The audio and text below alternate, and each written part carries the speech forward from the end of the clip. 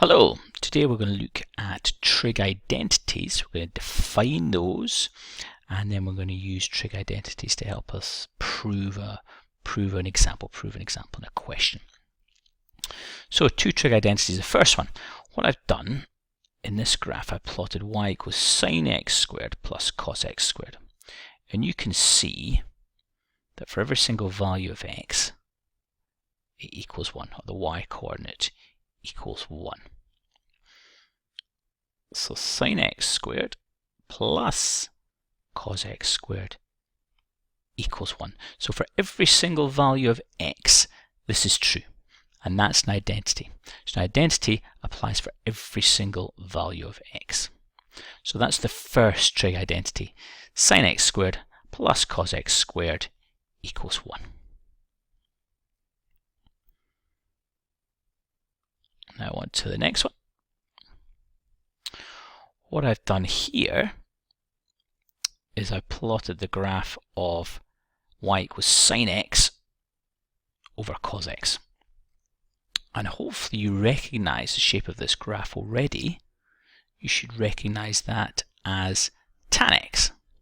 So therefore, sine x over cos x equals tan x for every single value of x, and that is our second trig identity. So two trig identities. Now let's apply those in a question. Right, so we've got a proving question. It looks a bit complicated. I've got this sine x minus cos x in brackets. Now we get another sine x minus cos x equals this. So what I've done, I've taken out the left hand side, so LHS, left hand side.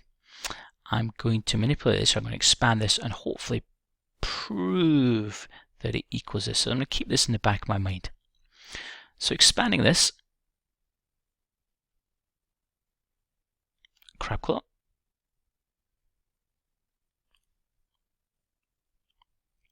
So first one, what have we got? Score that off. We've got sine x multiplied by sine x, so sine squared x.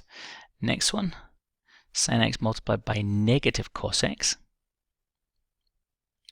so negative sine x cos x. That one there, negative cos x multiplied by sine x, that's negative cos x sine x. And the final one, we've got negative cos x multiplied by negative cos x. That's plus cos squared x.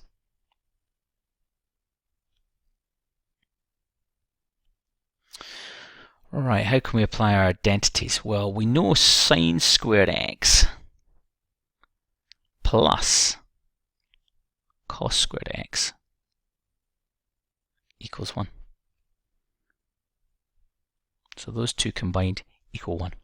And these two, even though they might not look similar, are similar. I could have written this as negative sine x cos x. So in other words, I've got two lots of negative sine x cos x.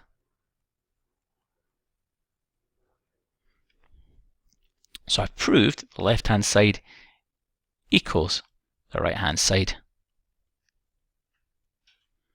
So we're finished our proof. Goodbye and thanks for watching.